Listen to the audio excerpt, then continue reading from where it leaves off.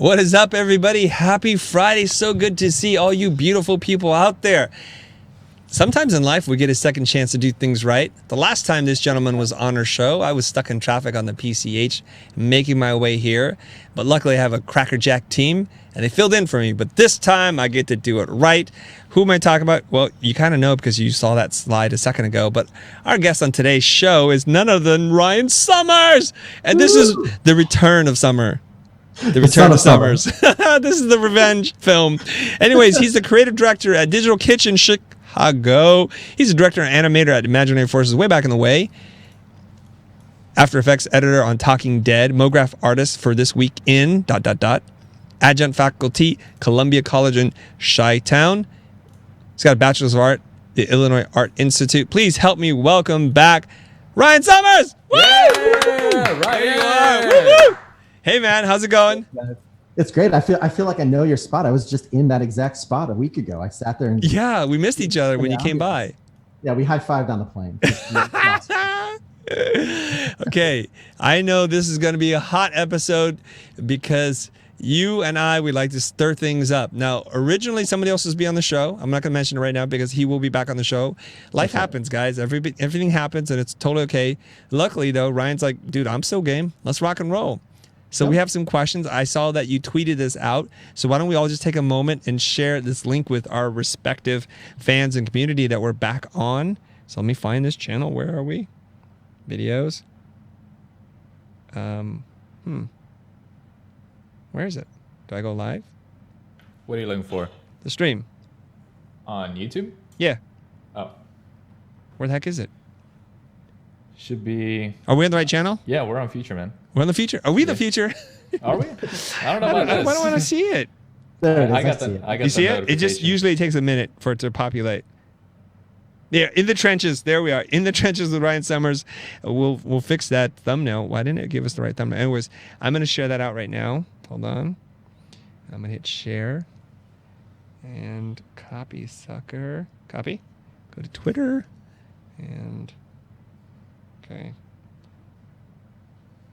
On YouTube live right now with the Autonod. There he is. The man, the myth, the legend. The legend. Here we go. Hey, Jonah, have you been working on your Southern gentleman? I sure have, Chris. I do declare so. All right, everybody's going to develop a character for the show. Okay, I just sent it out, Ryan, so if you see that, you can retweet that so that everybody's tuning in can see it. Nice. And then let's just jump in. Let's just get right after it, okay? So what's hot on your mind right now? You asked me that question a couple days ago, and I feel like it changes. It changes every couple of days. But I think I was throwing out some ideas that some people know that I do a lot of these open office hours talks, right? Yes. Last time we was on, we got to talk a little bit about this, but there's just a lot of people that are trying to figure out what the next step is, and it's different for everyone. But there's some kind of common themes coming up over and over and over. So some of the stuff I was talking about is like, we get into this industry, right? You get into motion design, you get into graphic design, you get into editing. I watched your guys' after hours talk. Yeah. Very truthful. It was a special hour with the Future, but you guys did some really deep kind of talking about like, why do you get into the industry? You may not know that much about it when you're actually there, but once you're there for a year or two, like, do people have second thoughts? Do people have a reckoning? Do people have a eye-opening moment where it's like, oh wow, I thought I was going to be doing just cool, sexy work, but I'm doing grunt work. What was the term you guys actually used a couple of minutes ago? It was like, there was a really interesting thing as you were talking to a couple of your guys who were like, I'm just doing the junk work, I think is the phrase. Yeah. But what happens when you get into that? Like, you go to school, you see all the awesome stuff. For me, it was Kyle Cooper and Danny Ewans. For other people, it's Patrick Clare or it's someone else that's been on the horizon. But when you actually hit the wall of the real world, what do you do then? Is it find out that it's really not for you? Do you find a way to transition? Do you find a way to understand that and grow? And then kind of combine with that, I don't know how you feel about this, but I feel like there is a little bit of a world right now where everybody's saying freelance is the one true way. Get into the industry, freelance as soon as you can, and like the riches will come to you. Which I think it's good that people get their eyes opened up to that. But I also don't think freelance is necessarily the thing for every single person, at every stage in their career. But I feel like there is a big push right now. People I talk to all the time are like, man, how do I find direct-to-client relationships? I want to work with this brand. And they've been out for 6 months. They've been out for a year. They have their first demo reel. They don't have a lot of work with previous brands, but this pressure, I think, from people that they need to be doing it right off the bat, 100%. Hey, Ryan, real quick. Matthew is saying that your mic is peaking a little, or it's a little muffled. Jonah, are you getting that? I'm not hearing. Whoa. We aren't, because we're hearing the live feed. We're not hearing what's being outputted. So I don't. Is there any setting changes that have happened? I'm gonna lower his down. Lower his a little bit. Okay. Ryan, do me a favor. Tap on your mic, will you? Yep. Yeah, we're hearing that. Okay. Okay. So we just lowered it a little bit. Hopefully it'll work itself out. Yeah, people are saying the mic is peaking, so we've lowered it a little bit. So Ryan, keep talking for a little bit. Let's see if we fix the problem. Check. 1 2. Mic 1 2. They're saying the sound is kind of junk. What the heck? For both of us? For everybody? I think it's just Ryan. Like, you didn't sound as loud and clear as you did last time for me, but maybe it's just my imagination being influenced by what other people are hearing. I don't know. Well, I'm on a new mic, but I think your guys said it sounded pretty good. Let's see here. Still muffled. Sound. No. Mic is terrible. Just Ryan. It's not terrible. It's just Ryan. Okay. Well, I can drop this mic and just try to go with onboard from the computer and see if that. Okay, let's try that. We can. Yes, let's just give that a shot and see what happens. All right. Just move this out. Okay. Yep. All right. In the meanwhile, I have this whiteboard, guys. Check it out. I was going to do these beautiful drawings. Check it out. Check. 1 2. Can you guys hear me? Yes, it sounds clearer. Yeah, that's literally just the Mac versus the USB mic. The mic is nice. Okay, it is okay. That's what they're saying. It is okay. Wow. All right. Wow. What a crazy world we live in where the built-in mic is better. We'll figure that out later. I'm glad I wasn't the one who bought this. Okay, guys. So I will be doing drawings. Like, look, I'll be showing off my drawing skills for you while Ryan's talking. If he says something super interesting, maybe I'll have the opportunity to draw it. That's excellent. Yeah.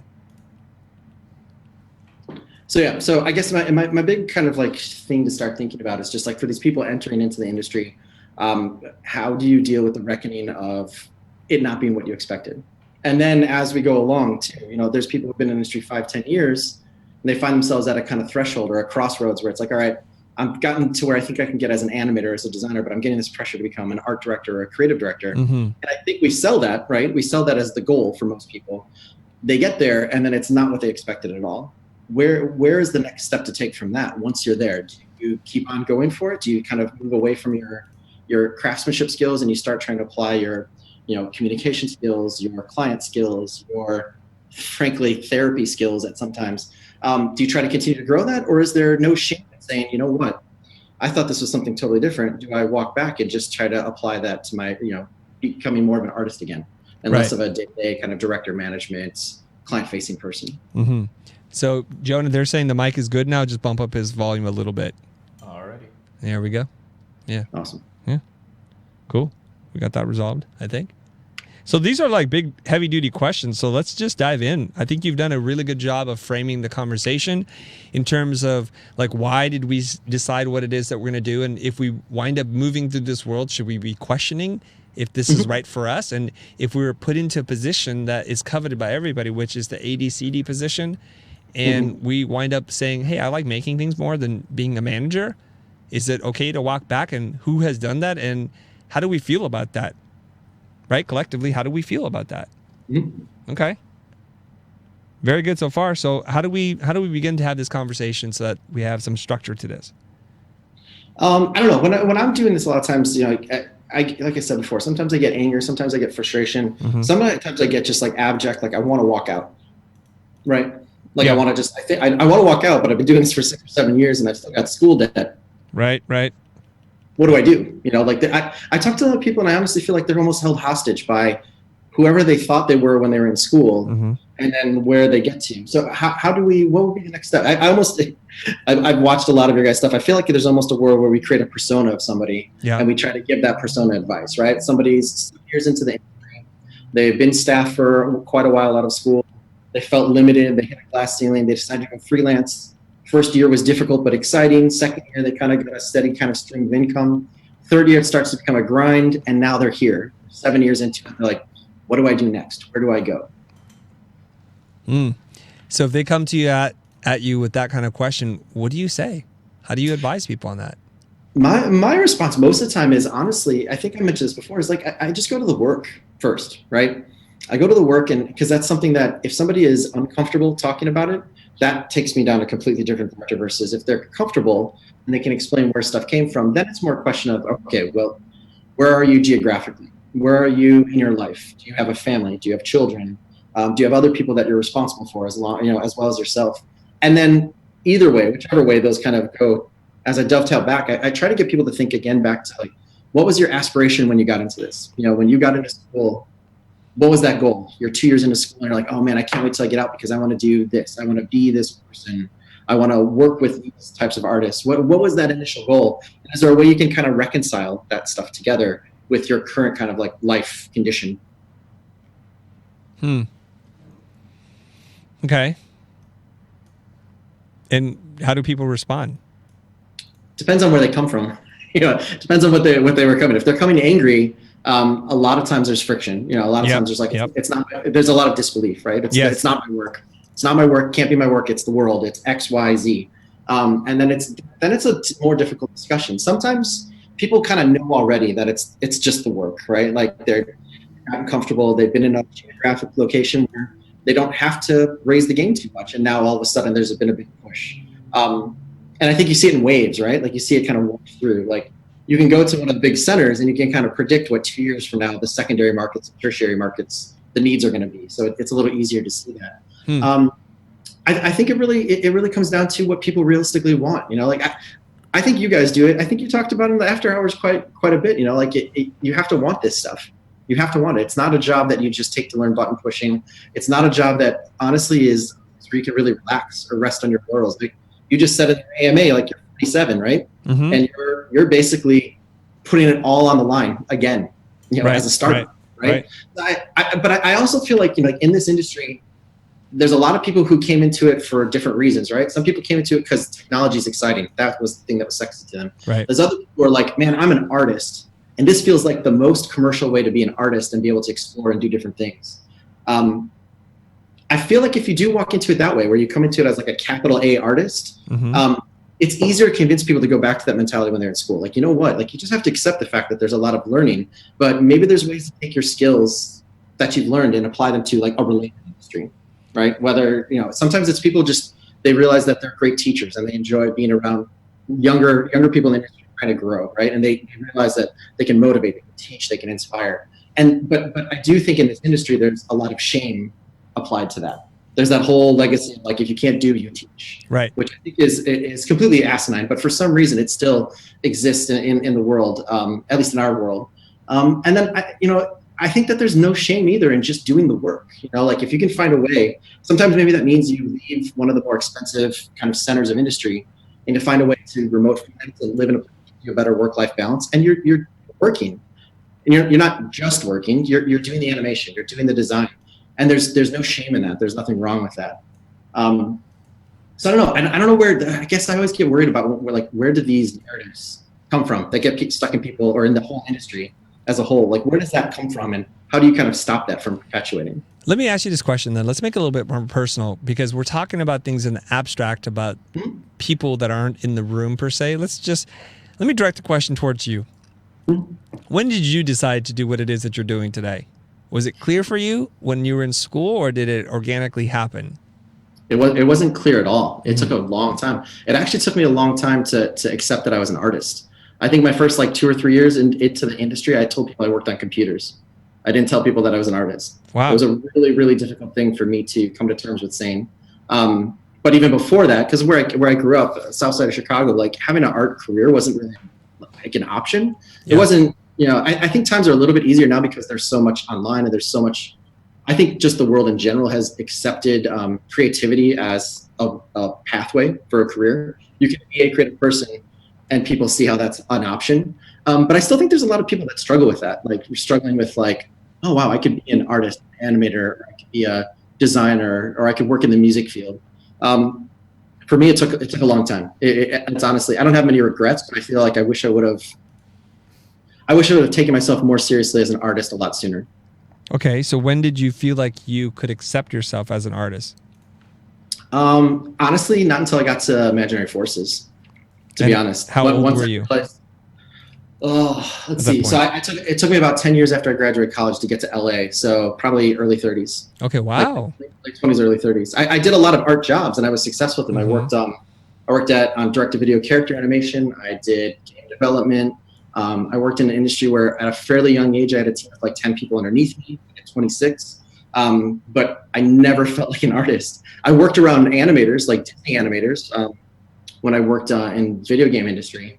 But I still never felt like I was part of it, even if I was leading that team. When I got to Imaginary Forces and I felt like I could actually hang, like I was actually like at a peer level, I think there was a day where I finally was walking to work one day. I was like, wow, I'm going to go to the office and then go with Karen Fong and the owners of Imaginary Forces to pitch on a job. And I'm not a liability. I'm not a junior.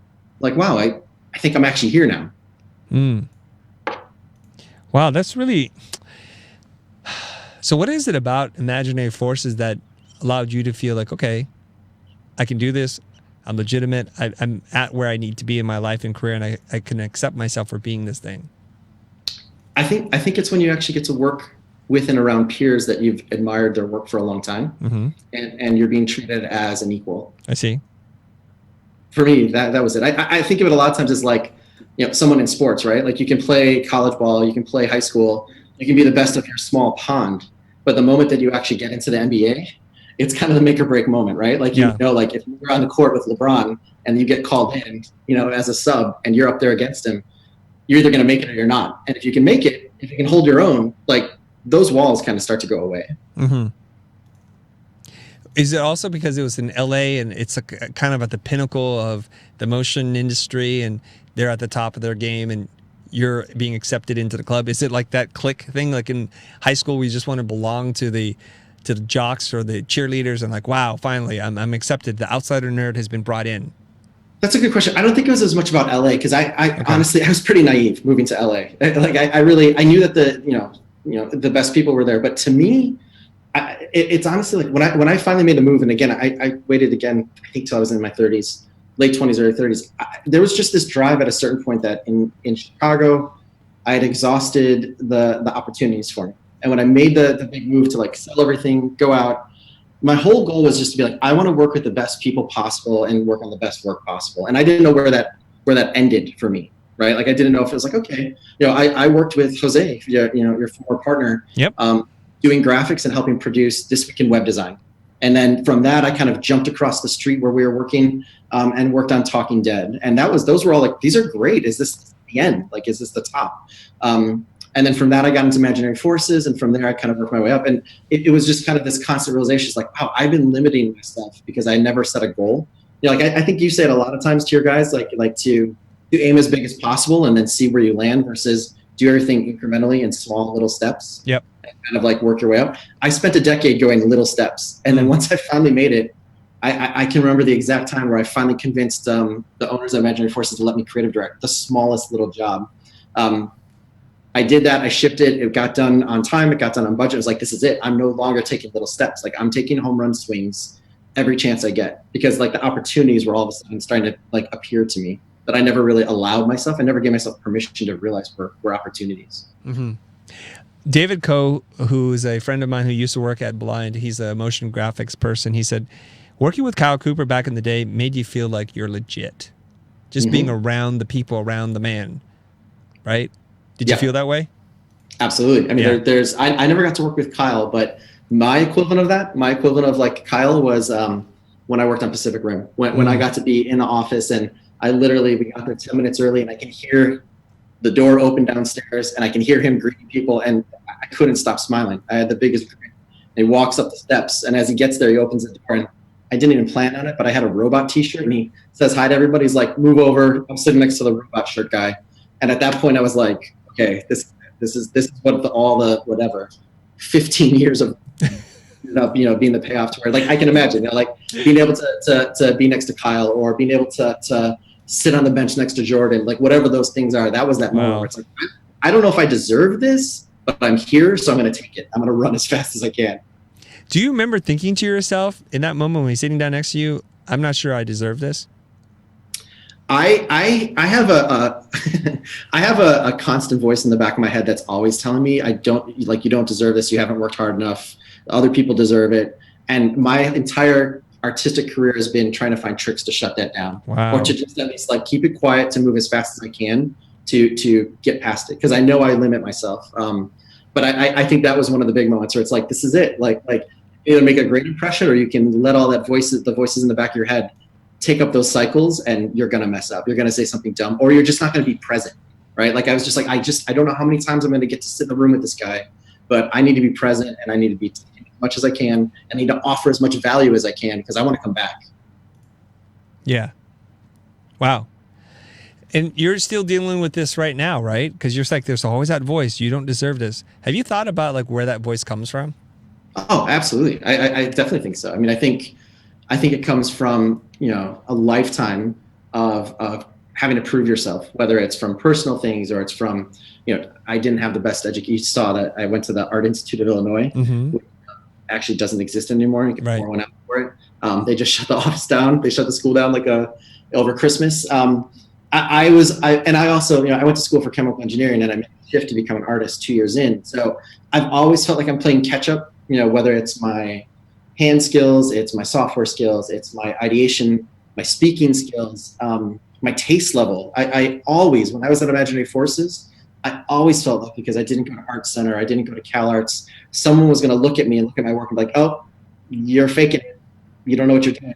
And I was waiting to get called out. So it is a constant, it's a constant job of trying to get ahead of that. I think it's why I talk really fast. I think it's why I read really fast. I think it's why I present myself with a lot of energy, because it's not so much about what I want people to see with me. It's as much as me trying to get ahead of any of my doubts or fears at the same time. Interesting. Wow. Jonah, do you feel some of this? Not necessarily. I do have imposter syndrome. Where does that come from?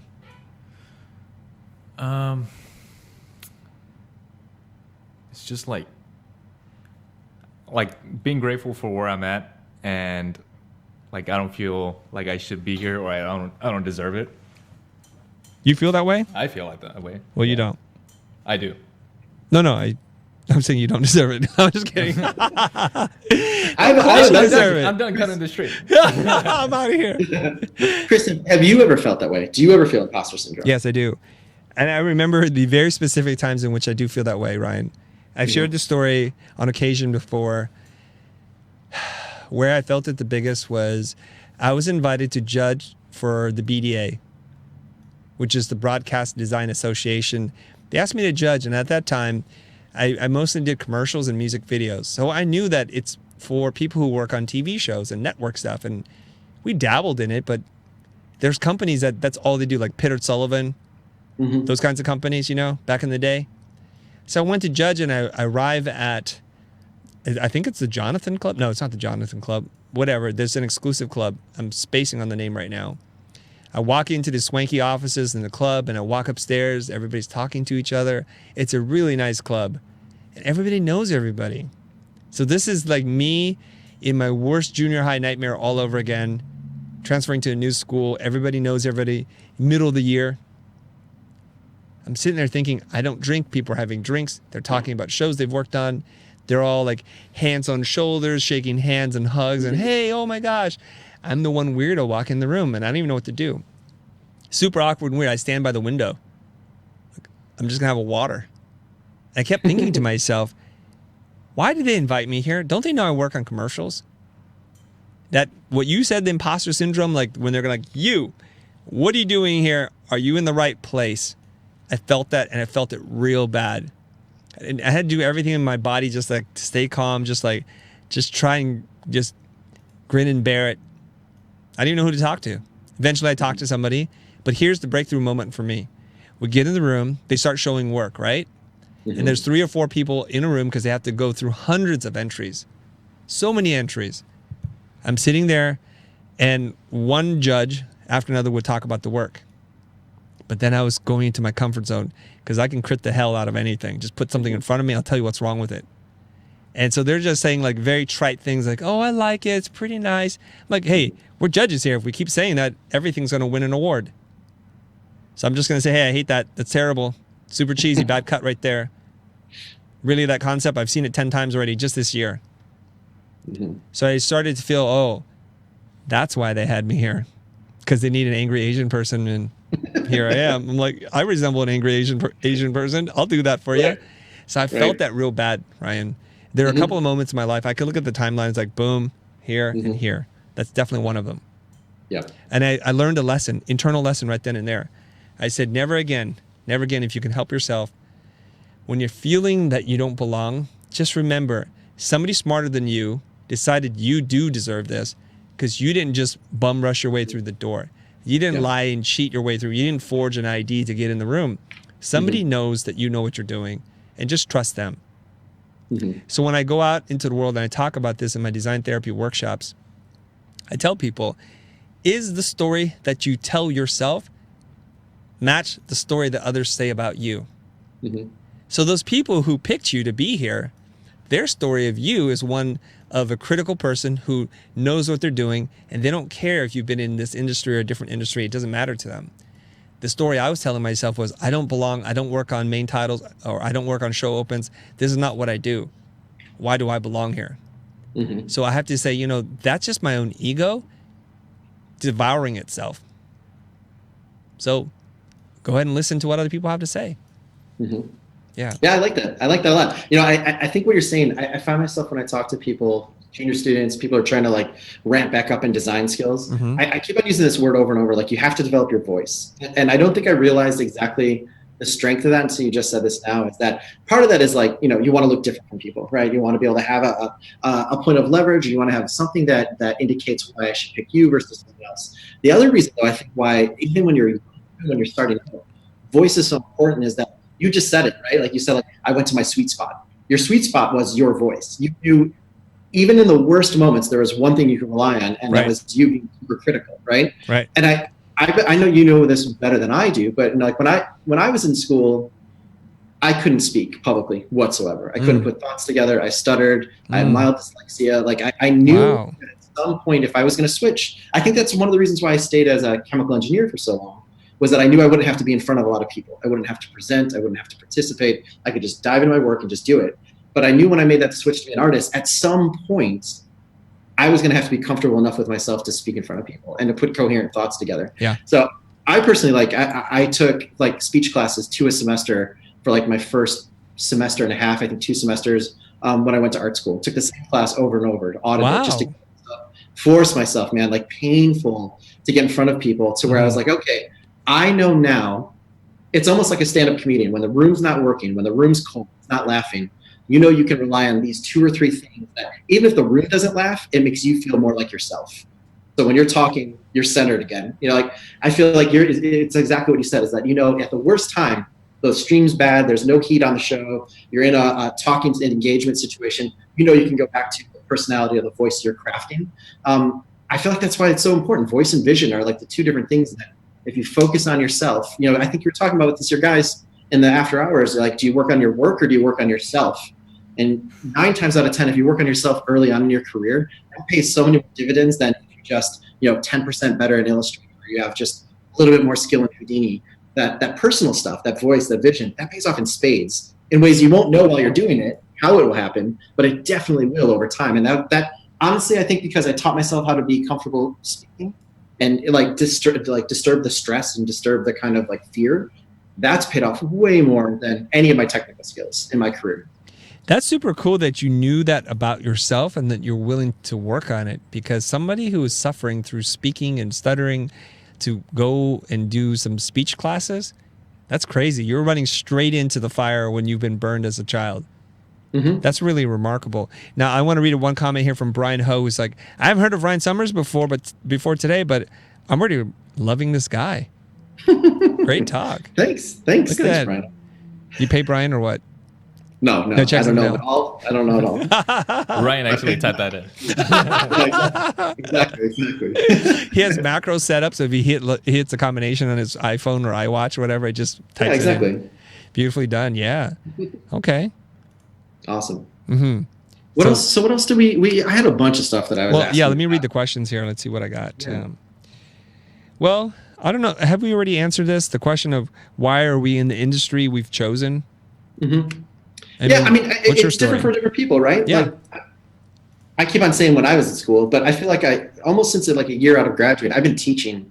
You know, when I was at AI, I graduated, and then I came back a year later and helped one of my mentors to kind of teach portfolio and demo reel class for like 2 years. So I got a lot of interesting point of views from people who are just 2 years younger than me. But since then, I've taught at Columbia. I teach at MoGraph Mentor. I've been doing a lot of it.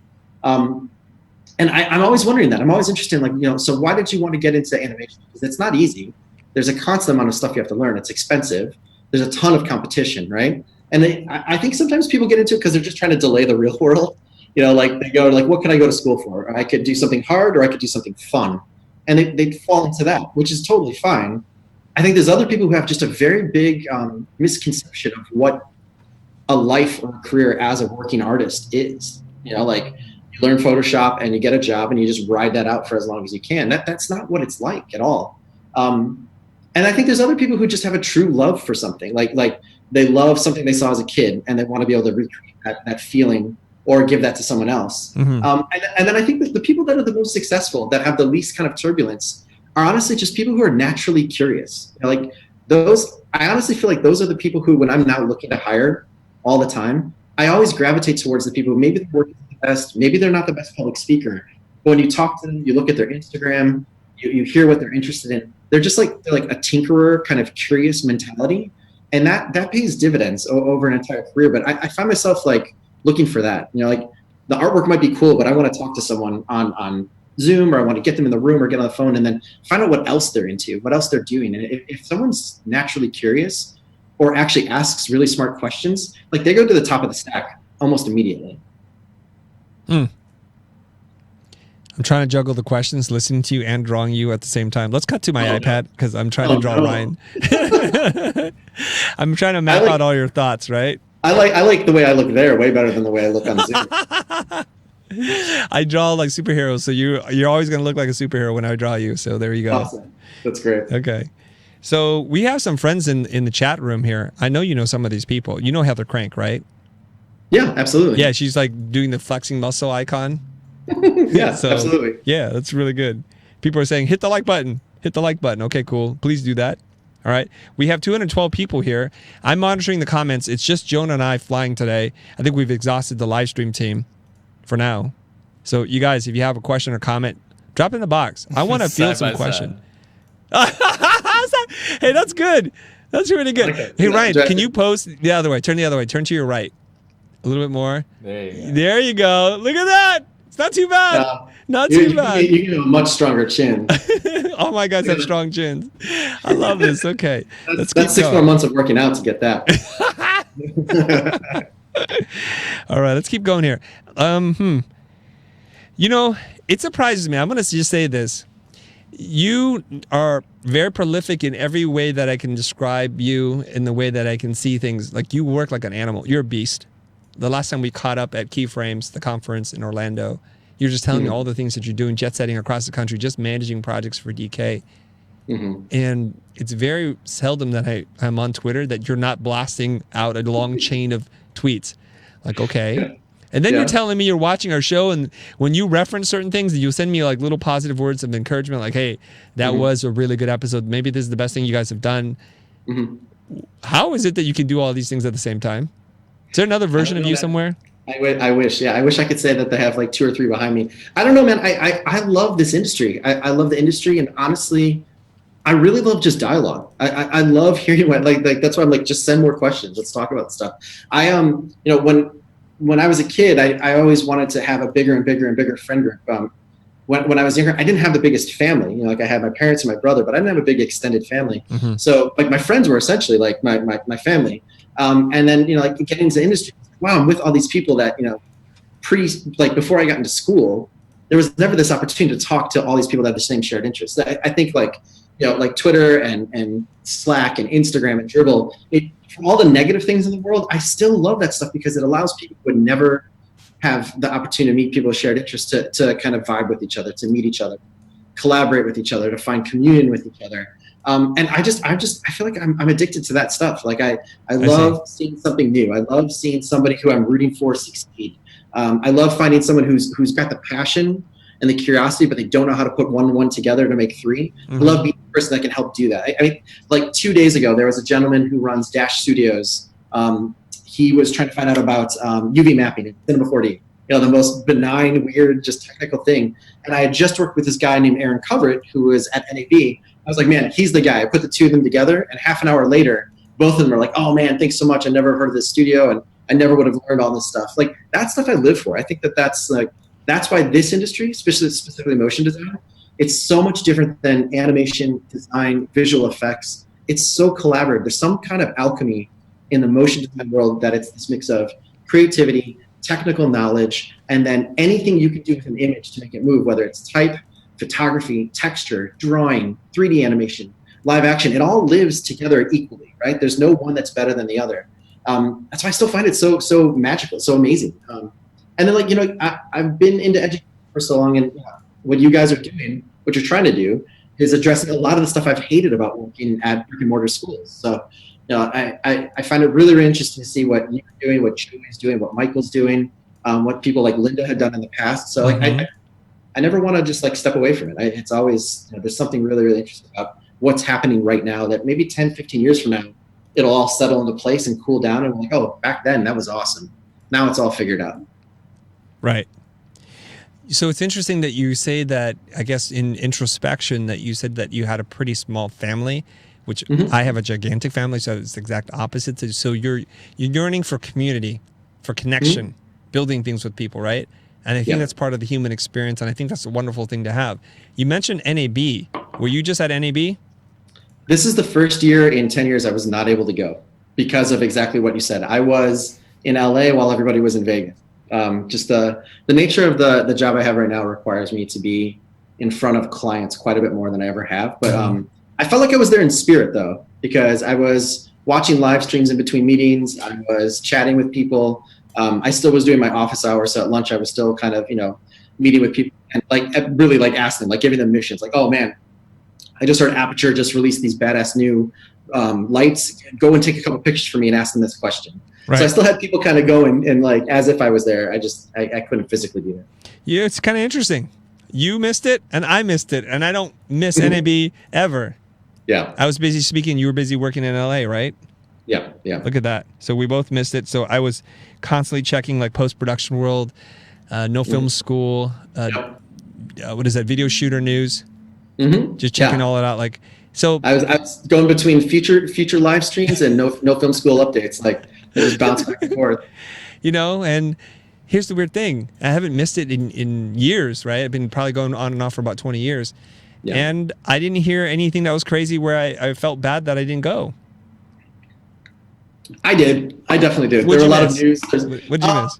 I love being somewhere when new technology gets shown, because I know a lot of people who work on Cinema 4D and After Effects, like the dev teams, right? And I know how much work goes into that. There's something really cool about it. It's the same thing like a movie premiere. There's something cool being in the crowd when those guys I know are 10 feet behind me and everybody sees something for the first time, right? Content aware fill on After Effects, super cool. There's a new viewing method in Premiere that allows you to kind of freeform think and throw kind of assets around and kind of put them together. And then all the new stuff at Maxon, like that honestly is like, that's the beating heart of NAB for me. So like being there, like there's this I think I just mentioned this kid, Aaron Covert. I saw his work a little while ago. I actually hired him for a small part of this very large job that I wish I could throw the camera around to show you everything for it. But he just knocked this thing out of the park, and he was getting kind of like debut on the public stage at Maxon. And he did an amazing job. But I was like, I really wish I would have been there to be there to like root for Aaron, or Andrew Kramer just announced Nebula. I wanted to see that kind of reaction amongst people. And I love being around people going to NAB for the first time. You know, like there's something so exciting about that, of seeing like someone's eyes when they're like, oh my God, that's Nick Campbell and that's Chad Ashley. That's Ashley, like all the people there at once, like seeing those kind of like fireworks go off in someone's head. That's hard to replace that. So I really wish I could have been there for that stuff. I see. Well, I do miss the big party. There was the party that we did last year, and they did it again this year, and it got even bigger just for a lot of motion people, totally free, just getting together. There's something that's very nice about that. Yeah, there's something pretty cool about meeting people who you don't know who they are until they tell you what their Twitter handle is. And then it's like just this instant friendship that happens, which is pretty fun. Right. We have a question from Brad McQueen. He's like, amen. How do you overcome trying to be accepted in the creative world? I think you have to find your community, right? Like I think there's always this desire to be accepted and noticed by the biggest of the biggest people and the people that are your heroes, which that will happen over time. Part of it is just finding your acceptance, though. I know a lot of people from these office hours that they don't live in the primary or secondary markets, and people are doing amazing jobs building community in the smaller markets, right? Like putting together MoGraph meetups, putting together drawing sessions, putting together demos of work that they've done, doing studio invites to kind of tighten up the communities in the smaller areas. I think that's kind of the first step is you got to find your brother or sisterhood and kind of tie people together. I just, I'm teaching at MoGraph Mentor, but at the same time on Sundays, we just finished up, we put together a motion graphics mastermind where 6 of us all got together, for an hour and a half. Every week people picked the work that they wanted to do, and we're basically taking open crits, like what sucks on this, what could be done better. Technically, I have this challenge. And we kind of kept each other honest, and it was amazing, man. I saw some people were working on demo reels. Some people were trying to finish shorts that they had done back in school 10 years ago. Some people were trying to start new projects. I think you have to find your acceptance. I think you have to do a little bit of work for, but it doesn't have to be acceptance from the top tier all the way back down to you. Mm-hmm. You can start small and have just these little incremental levels of acceptance. I think the other thing too, you have to find acceptance in yourself a little bit. You have to accept the fact that like you're starting or you're at a mid-level in your career and you're going to grow. You're going to put the work in, but you may not be where you need to be. But you have to accept yourself a little bit first. You have to. I'm sure you say this to students, and I'm sure you say it in the future all the time. There's nothing I hate more than when people walk up to me or show me something or pitch me something and say, hey, it's not finished yet, and I really wish I could have done this better. Oh, yeah. And when I get to here, then you'll know what I mean. Like, I've never seen any other industry where people immediately disqualify themselves before they ever get started. And I think that even happens just as people are trying to network and like, hey, I know you don't have much time and I'm not really where I need to be and you may not be able to help me, but could you just be like, man, I'm a fan of your work. I'm starting out. I could really use a couple of advice. Would you take a look at my reel? That makes a world of difference when you introduce yourself to someone. That's a great tip. So in class, when we would talk about work, we would say no disclaimers, just present the work. Don't make 35 excuses for me to hate your work before you even present it. So I guess when you're introducing yourself to other people, just be present and lay it out. And don't worry too much about like just trying to beat yourself up before you even talk to somebody. It's not a good way to present yourself. Yeah, I think one thing to always remember, I think you do a good job of this, is that whenever you have an interaction with someone, there's a certain amount of trying to present value to someone new, right? Right. And I think some people get mad when I say that because they're like, "Why can't you just be you?" But I think sometimes people underestimate that when you walk up to an industry professional, some of your value is just in your positive energy, is just in your curiosity, just in your excitement. Because until you're in it, man, it's hard to tell sometimes how much of a grind day to day some of this can be. It's still a joy. It's still fun. Half the time it still feels like play. But if I go to a mixer, if I go to speak somewhere and then I get off the stage, when somebody comes up to me and they're genuinely just excited about their work or excited about the moment, that's value as well, right? Like that doesn't have to be, hey, I can work for you for free, which is awful. And people do that and they shouldn't. It doesn't have to be, hey, my reel, I was inspired by you. Take a look. Just be like, man, just having a good attitude, having like a positive kind of outlook on life, like that can make such a world of difference. That if you are looking for acceptance, you are looking for people to look at your work, you are looking for people to elevate you, just providing that as value is wildly important. Mm-hmm. Zonafly, I don't know if you know who Zonafly is. Yeah. He's saying, this is what I'm going to have to ask you when I get lunch next month in Chicago with you. LOL. Yeah. LOL. I'll be there. Yep. It'll be tacos probably. So get ready. You already know the menu beforehand? I know the place. I've got the place picked. Okay. So, all right. Let's see who else is going to say something here. Let's see. Well, maybe we can do another question that is coming up on Twitter. Is there another one that people are asking on Twitter? I had one, you do a great job of just talking about like creative entrepreneurship and kind of like how to combine, the money making and kind of brand building up your own personal brand together. But I run into this a lot of times where I see that it's obvious to me that people have either like a founder's mentality or a finisher's mentality. How can you teach people to understand or even just identify that they have that personality and embrace it or build on top of it, right? Like, I think there's a lot of people who are like, I'm doing this personal project. They start it for 2 weeks, they run as hot as they can, and then it goes away. But then I see other people who are like, they don't think they're creative, but who are like, no, give me that thing and I'll finish it. I'll make sure I'm the one who ships it. I'm going to make sure I'm the one who puts everything together. I feel like you need both of those mentalities, but like, do you have any tips in terms of how to understand that about yourself, accept it, and kind of build off of it? Well, I think the people who have a hard time finishing, okay, I know what it is. Jordan Peterson was talking about this. He said that creative people are, they go laterally. They'll have lots of interests and they're able to connect this with this, right? They're divergent thinkers. And I think that is one of the things that makes us great and also hurts us as creative human beings, because we're interested in this and it's burning really hot. We go so hot and burn so fast on it that we eventually just burn out on it. So long-term projects that have many bumps and challenges to get over, many hurdles, it tends to be the Achilles heel of the creative person. Because you're all hot about doing character animation, rigging. Once you did it, then rendering it and finishing it and turning it into something that people can appreciate and share, that doesn't interest you anymore because it's not new. So we're bouncing back and forth. So that's just the dilemma of not finishing. I think some of that is just because of how we're hardwired. The other part could be that we're afraid that once we finish it, the finished product will not measure up to our own idea of what done looks like. And the perfectionist in us, that's what we say, but really I think it's just fear that if we do it, people will finally know that we're not as talented as we think we are, and we're not ready to look into that mirror just yet. Yeah, I see that all the time. People are way more willing to accept the fact that they can't finish it because of all the things that stop them, and they'd rather never start because actually behind their brain they're afraid of it not being what they want it to be if they did finish it.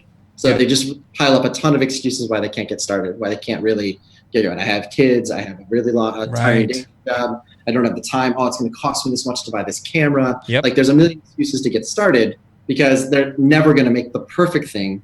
But like, done is so much better than perfect. It's so much easier to build momentum to just finish something that's awful and move on to the next thing versus never do the perfect thing.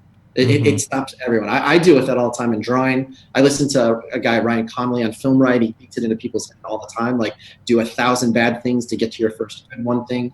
But yeah, I see that all the time. That's a really good point. Do you think you have a founder or a finisher's mentality?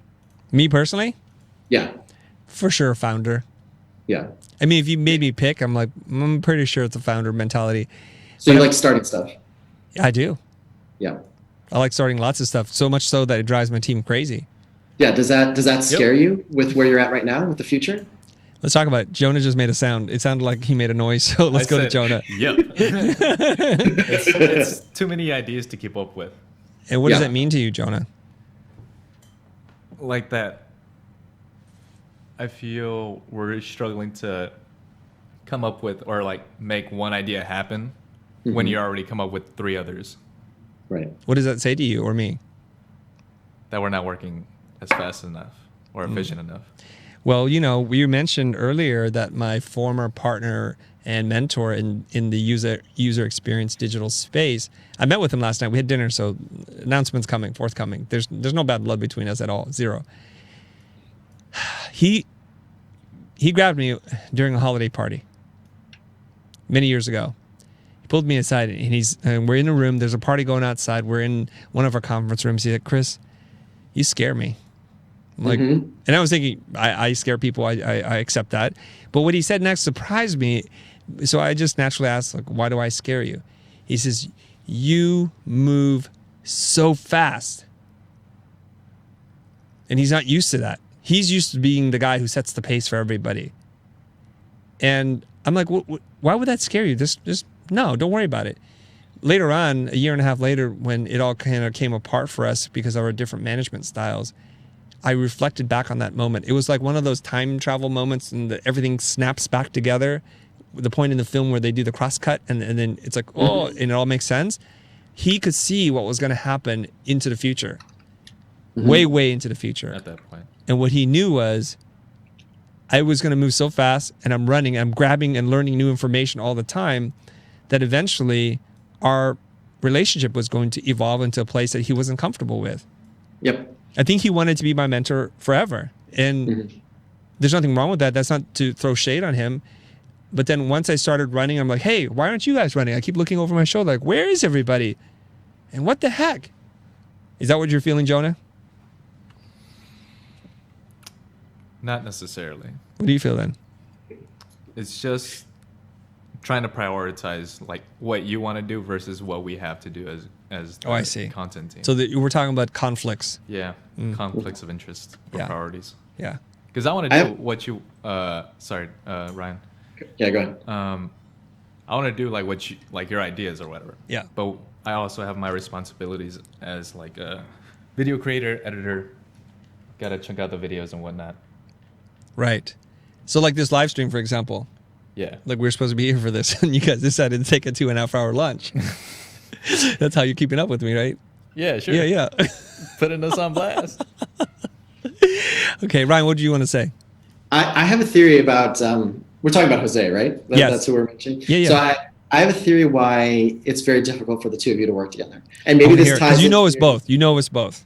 Yeah, and I think this may tie into like some of the emotions I heard from your after hours guys talk about it too, right? I think both of you are incredibly intuitive people, right? Like I think Jose is actually even more intuitive than you are in terms of being able to put his mind out and see what needs are for students, for customers, for the world at large. But I think you both share that skill. I think the big difference is, I think Jose to a detriment is an empathetic person, and I think you are a sympathetic person. Ooh. Do you know the difference between the two, kind of? I know the meaning of the two words. I'm just trying to see how you map that out. So he feels what other people feel.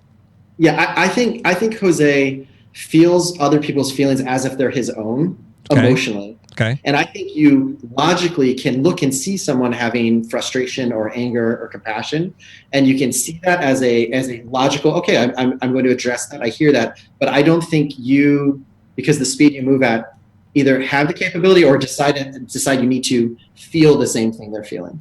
And I think that's good for the position you are at right now. But I think that's where the friction between you and Jose would always come, is that Jose could literally be like, oh, wow, I see this problem. I need to solve it for each individual person. Whereas even in your AMA, Chris, like when you go, and you have a rule set that if someone wants to engage with you, I can sympathize that you're having a hard time forming a question, but by the second time you try to do it, if you're not going to ask the question, we're off. We're moving on to the next one. Whereas Jose would probably sit there for an hour with a person over a live stream, be like, okay, well, rephrase that question again, because I think maybe, and he would try to solve that person's individual problem with answering the question rather than moving on, because this is a live stream where 1,000 people are watching, and if there isn't going to be a question, I want the next one. And I feel like there's just that you guys are both like in one half of your personality are so close to the same person. You assume the rest of your personality may be very similar, but you have like a strongly divergent at like the core of the way you work with people, a very different way of working. Yeah, I think I can accept that. Once you broke it down like that, I'm like, I think you're right. Because literally we were meeting yesterday, and we have a mutual friend. He introduced me to him. His name is Boise Thomas. And Boise's just like, the minute I walk in there, he's like, Chris, let me tell you all my ideas. And he's just going over and over. It's like, and he's going deep for like 20 minutes, this monologue. I'm just sitting there nodding and listening, right? Yep. And then Jose and I walk back to his house, and he's like, Chris, you okay? I'm like, yeah. I can't understand all of what he said. He's like, yeah, me neither. But I don't try to understand it. I'm like, really? He's like, I just feel it, man. Like, what is this hippy dippy stuff? What are you talking about? You feel it. Yeah. I just feel his energy. I'm not even trying to understand. I'm listening, and we talk about this all the time. I don't listen to respond. I listen to understand. And at a certain point, you have to realize you're going to fry my circuits. Because I'm literally trying to remember every word that you're saying in the sequence in which you said it and your intention behind saying those things. Yeah. Where he's just, I'm going to feel it. I'm going to feel it. But isn't that like the number one rule of pitching, right? What is that? Like, for me, the number one rule for pitching is being able to have my client say back what I'm trying to sell to them. Yeah. Right? Like, I have to be able to stop at a certain point, like, maybe literally ask, hey, so what does that mean to you? Or could you tell me again, can you tell me if this is resonating? Or tell me what I just told you. But if you can have your client say back what you're trying to sell them to the point where they understand enough to be able to say it, and it's something that was completely, alien to them 5 minutes ago or 30 seconds ago. That's how you pitch someone. You get them to buy in, understand it. Even if they don't agree, they can at least process it, and then you move on to the next step. Right. But something like that is just like, here's 20 minutes. I'm so smart. You got to go. You've never thought of me like this before. I'm going to blow your mind. And they don't even give you a moment to breathe. They've just sucked all that oxygen and you're starved now. There's no way to connect at that point. Right. So that's just kind of fundamentally how we move in the world. And I can see how some people are really connected to one style versus the other. Mm-hmm. Where like, Chris, I know logically you understand what I'm saying, but you're not feeling what I'm feeling. Mm-hmm. I understand your feelings, but maybe I don't feel it. Where Jose might be, I feel you. Like I really, truly, honestly feel you. I may not. You're making the face. You're literally making the face Jose makes when he's in front of his friends. He'll do this. Well, that's what he does. Take off like. Oh, there you go. That's perfect. You did it just right. You did it. Yeah. He breathes in deep too. He's like. Yeah. He's taking in the life source. He's taking in the moments to be like. He's summoning up. Okay, if I was in this person's position, they're 10 years younger than me. They're living paycheck to paycheck. They desperately want to be part of something creative. I can see how he would act like that. Okay, I get it. Now, what can I do? And that takes 10 minutes to do. Where you're like, all right, man, that's not helping me. Let's move on. You're not getting what I need you to get. Like you have a very specific set of rules of engagement. I do. Right, and some people buy into that. Yep. And that's great. And some people don't. And that's why I think like you're 100% right. You're a founder, right? A founder is gonna be like, get on board. I'm gonna take you somewhere you've never been before. Let's go do this. A finisher is like, what do I need to get from people to be able to get to the finish line? That may not be what I need. That may not be. Yeah. I think you're 100% a founder. And I just want to set the record straight here. I do want to set the record straight. It depends on the framework in how adamant I am about the rules of engagement. Like I said, I met with Boise yesterday. I'm in his house as a guest. I'm not going to tell him how to talk to me, so I just sat there until he finished talking the whole time. Eventually, like, dude, I have to run. I'm so sorry. I'll catch up with you later. Whereas when we say this is the nature of the show and we want to talk to as many people as possible, and please just do me a favor and form your thing and start with a question. And I even tell them how to do it. I correct people over and over again. And it just, believe it or not, I'm playing a character. I really am. Yeah. So in this character, I'm going to be cranky dude. I'm like, you know what? You're done. I'm going to be Gordon Ramsay. We're done. You're dead to me. I wouldn't serve that to an animal. Just throw it in the trash right now. We're done. Hang up on him right now. And I'm just having fun. And people are like, "Oh, what an a-hole, what a d-bag, you just fill in the blank." I'm like, okay, if you would think so, it's fine. I don't care. But I'm having fun. People watch it. I mean, there is a separation between reality and like entertainment, or a way to get people to pay attention. That like at this point, if you're coming to the future, you know what you're buying, right? I think so. I think so. I mean, if you're tuning in and one of the 600 or 700 people that were tuning in live, you kind of know how the format works and the shtick that I'm doing. If I'm talking to my son, I don't talk to him like that. I'm talking to you as a guest. I don't talk to you like that. Take all the time you want. Mm-hmm. I had a question for you. Yes. You just brought up your son, and he comes. Your sons, they come up often. But connecting back to, I saw Aryan mention he was the person who was asking about imposter syndrome and how to deal with imposter and burnout. Mm-hmm.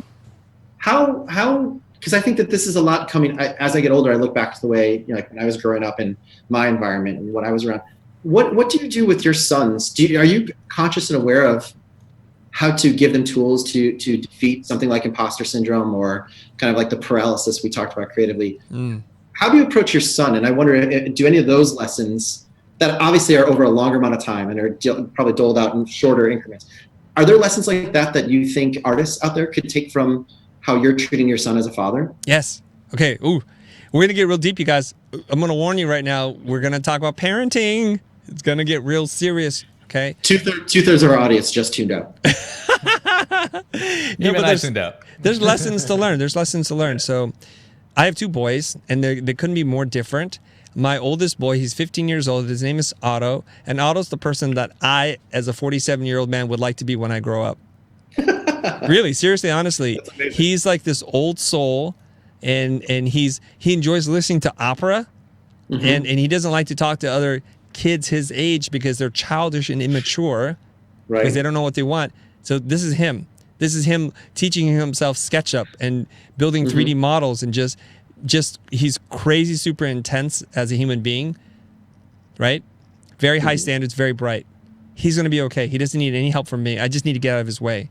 My 12-year-old Matthias, who is the one that I often reference in my stories, Matthias is the exact opposite. He's a very creative person. He likes to sing and dance and play silly games. He's just a regular boy, but he's not sure of himself. He always thinks because he's smaller than most of his friends, there's that size syndrome.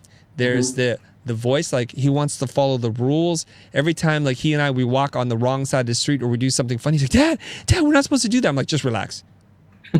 Just relax. I'll pay the ticket. Don't worry about it. Right?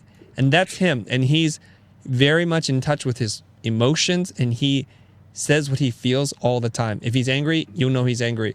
If he's sad, you'll know he's sad. And if he's happy, you know it. He's like a dog in that way. Like I come home, he runs towards the door. He's like, Dad, and he throws his arms around me, gives me that giant hug. There's no mystery there. But he's the one who doesn't know who he is just yet. Of course, he's only 12 years old. So I work with him all the time. And what I do is I develop tools to help him know who he is and to help him find that foundation. You mentioned this earlier on in the show. It's kind of interesting how this is all dovetailing back together, where when you're lost in the woods, you're going to have to go back to that one skill, the one thing, that pillar that defines you. Some people never find that pillar. Luckily, you and I, we have something where we're feeling like that imposter. We go back to that center, like, I can critique this. I know design. I may not know you, this venue, this industry, but I do know design. I'm going to go right back to that. That's my safe spot, right? So I developed these tools, and recently I've been going on tour, speaking in venues, big and small, teaching these lessons that he and I have developed together. I'll tell you one of them right now. Okay, in sequential design, in movies, it's called a retroactive story or retroactive storytelling. That the true meaning of a story is not revealed until the last few moments of the film. We all know this, right? The classic example is Sixth Sense, where Haley Joel Osment's character looks at Bruce Willis in the beginning of the film, has the foggy breath, he looks right at him, he's teary in his eye, and he says to him, I see dead people, and sometimes they don't even know it. And Bruce nods like, I know you see that, right? And he's literally telling the audience and Bruce Willis's character, you're dead. Throughout the whole movie, we watch it, we think he's alive, and then boom, he realizes he didn't survive the gunshot, snapback, flash cut, and we're like, oh my God, retroactive storytelling. The meaning of the story changes. So what I do with my son all the time is the world is going to hit you with negative messages all the time. The world's going to want to drag you down into the gutter with them because it's that crab mentality. The crabs try to climb out of the bucket. Another crab grabs the leg of the other one and pulls him back. No crabs get out. They can easily climb out. So when somebody throws something negative at you, I don't want you to respond to them. I want you to transform the message into something that's affirming for you. Yeah. And we're doing this all the time. You know how in jiu-jitsu they're rolling on the mat, they're always grabbing, pummeling each other. That's what we're doing, but mentally. So we test each other every single day. He does it to me, I do it to him. And we keep trying to change the message, so we're making it fun. This reminded my wife of one of her favorite films, A Beautiful Life, Roberto Bernini, right? Where the father inside the Jewish concentration camp is pretending to his son they're playing war games together. And he must play the ultimate game of hide and seek, for if the soldiers see him, he will not win the grand prize. I mean, what a heartbreaking story. And at the very end, his father's killed. He climbs out of the trash can, and the American soldiers come, and he thinks he's won the game. What a beautiful way to preserve the innocence and the mind of a child. I'm not saying I'm Roberto Benigni here, but I'm trying to do these things with him, and I share the tools that we learn. I keep thinking to myself, if I can help my son who's just very fragile, if I can help him, those same tools that we develop can be used for anybody. So I do share those lessons. This has been Spoiler Talk with Chris Do. I hope you've never seen either. Spoiler. You've never seen either of those Sorry. movies. No, that's awesome. That's awesome. I think so. I think the big question for me then is, do you find yourself using that? Like for me, I think the most interesting thing is, besides the lessons, is the fact that you are identifying those traits and then adjusting your behavior based on each son. Do you find yourself doing that with your employees? You know, it's not a one size fits all. I mean, you speak a little bit about this. You know, there's some people who are like, you know, if I didn't know you and what you needed, there's no way I would tolerate this. And that may not be fair for other people because they're going to ask the same thing. Right. Do you feel like you have that same acuity, like that same ability to adjust your feedback and your interaction with each individual person, or do you find yourself just saying like there's a bucket, there's an A and a B, and I do it as much as I can, but everybody can't get like this individually tuned kind of interaction model with your employees? I think I do conduct myself very differently depending on who I talk to, and maybe from the outsider it might not seem that radical, or it might seem too radical. I don't even know. I'm not really thinking about it, but I do dial in and out depending on who I'm talking to. And I'll give you the perfect example. For having taught for 15 years at Art Center, there's some students who absolutely want the brutal, honest, like whatever, unfiltered, like give it to me straight boss kind of thing. And there's some people who's like, I just showed up so you can give me a grade. And some people who are really gung-ho for a fight with you, and I dial it up and down. So the student who really wants it, like Chris, just give it to me straight. And you can tell because they're receptive. They're leaning in. They're writing down everything you say. And even though the things that you're saying would hurt somebody else, and I don't say things to hurt people, but some people are very fragile that way, I don't see any of that reaction at all. Like, thank you so much. Thank you for the beatdown, because I'm going to get stronger every day. Then there's the other person who wants to pick a fight with you. So I'll say something like, hey, what were you trying to say about it? And they're like, no, I didn't want to do that. No. So they dismiss every single question or comment. Yeah, I tried that. So after a while, I'm like, I see. You don't really want to crit. All you want is a pat in the back. I'll give you a pat in the back. And I just move on. And then the crit goes like that. Right. And I've even had some of them come up to me after class or during break and say, I noticed that you give most people 10 minutes super intense crit. And then my crit only lasted 15 seconds. Why is that? And I look them right in the eyes, say to them, you don't need it. And they seem to be satisfied with that answer. They don't get any better, but that's okay. So go ahead. Do you ever get afraid that you've misjudged, or that somebody may have grown into being able to take that hit? They just can't verbalize it yet. Like maybe somebody was ultra sensitive, but they witnessed 2 or 3 instances of like, oh man, he hammered that person. They can't verbalize, say, hey, hit me next. But do you ever worry that you're like, oh, I've already made the determination that person can't take it, but maybe they could? No, I don't really worry about it. There's not enough time in the day to customize. Yeah, but after teaching for a while, like you do realize we're all different. We're wired different. We want to hear and see things differently. Some people love the class. Some people hate the class. And I even tell them, if you hate the class, you don't need to be here. Just tell me, I don't want to be here. I'll give you a passing grade. I won't fail you. And let's not pretend like we like each other or we like this class. I'm super pragmatic that way. So one of the things I do is I give them permission to say, I don't want to be here. And some of them actually do say that. I'm like, okay, cool. I'll give you C. Is that okay? Yeah. That's it. Don't go to the class that you think is important. Get the most out of your education. Maybe you don't like my style. Maybe you just don't like me. And I'm not offended at all. And I'm okay with that. So I dial it in and out. So Aaron and I, we've known each other for a very long time. So we have very honest conversations. What people may not know is the after hours is just what we do here. But now we just turn on the cameras because we do have a lot of this really direct conversation all the time. And after so many conversations, we turn to each other. I think other people might benefit from hearing what it is that we actually talk about. So this isn't like we put it on for a camera. These conversations happen all the time. We will literally, I'll be sitting there, bags packed, ready to walk out the door, 7:30 p.m. I see the guys sitting around talking about something, and I hear just enough. I'm like, whoa. What are you guys saying? All right, hold on. Let me just try and clarify something for you. And then we wind up talking for 2 hours. That's what happens. So some people, very fragile. Some people, this is what I want, go real straight. And I don't want to mix those two up. That's the worst thing that you can do. Because you're not giving them what they want. Right? So yeah, I definitely think I dial it up and down. There's a full spectrum. Cool. Yeah. Really specific question. Yes. So we talked, you and I both admitted, we had imposter syndrome. We've dealt with it. One actionable tip for, I have half my MoGraph mentor class is probably watching this right now, and they ask all the time, imposter syndrome. How do I move past it? Is it something you can conquer? Is it something you can just create a tool set for to get through in the moment and be able to recognize it?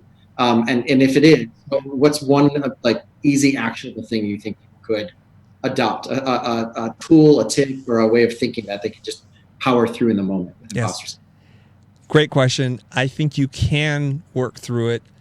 I recommend seeing a therapist first, because you and I, we're not trained therapists and we don't have all the tools. But there's this book that you can read, and I've read the book and I've been teaching things from it because it's very workshop-y format, even though it's a book.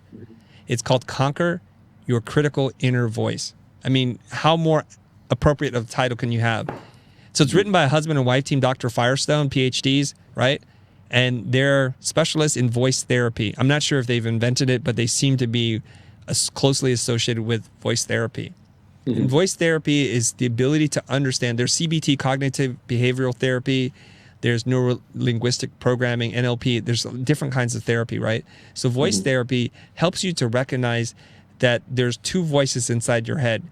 The critical voice, which is the one that's feeding the imposter syndrome, and your true voice, one that is accepting, loving, and nurturing of yourself. And we live between these two worlds. Now, people who grew up in an environment where they weren't mentally or physically abused have more of the true voice. And more often than not, people in the creative space, especially, they even mention it, are afflicted with the critical voice. And all it goes, the theory goes down to something very simple. After listening in and interviewing hundreds of patients, maybe even thousands, Dr. Firestone noticed that you are reacting to one of two parents in your life. The person that was your primary caretaker, for a lot of people, it's their mom. For whatever reason, for better or for worse, intentional or not, they couldn't give you something that you wanted when you were 3 years old.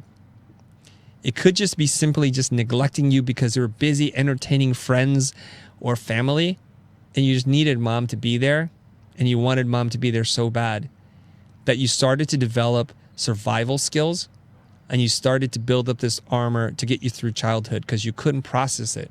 We all need to believe our parents are perfect. The reason why is because we are literally depending on them for survival, for food, for shelter, for everything, for nourishment of all kind. So if our parents are perfect and they do something even involuntarily that we interpret as being bad, we then say, I must be imperfect. I must be deserving of this. And you know this too. Our parents are imperfect themselves, and they're struggling with their own issues, and they project those issues onto you. If they're having a bad day at the office where somebody's being disrespectful to them, they come home on edge and they just let some of it out onto you. And it doesn't take a lot to fracture a young mind. So you walk away with it. So what Dr. Firestone helps you to do is to learn how to identify, to surface, and to decide, is it my true voice speaking or is it my critical voice speaking? So who is that? So there's an exercise that we do. You take a piece of paper, you divide it into 3 columns. The left column is your critical I voice, and you write down as many critical thoughts that you have about yourself. I am not very smart. I read really slow. I'm lazy. I don't work hard as blah, blah, blah. I'm not as successful. I'm not living up to my potential. Then you transfer all those I statements into you statements. You literally copy it over again. You are not very good. You are not living up to your potential. And you just keep writing that, right? And then the exercise goes to say, you read the you voices out loud and you try to think, where have you heard that voice before? Wow, that's amazing. It's really deep stuff. I do this with people, strangers, in the room even, without even literally talking to them. And people are crying. Yeah, people are breaking down, I bet. They are breaking down. One-on-one is very powerful. Even one-on-many is very powerful. So those of you guys that are listening to this, that are feeling like, oh my God, I feel something here. This is really interesting. I'd recommend you guys pick up the book. It's like $15 on Amazon. I'll drop it in the link below, right? You guys can grab the link. It's Dr. Firestone. I don't make any money except for the Amazon affiliate part.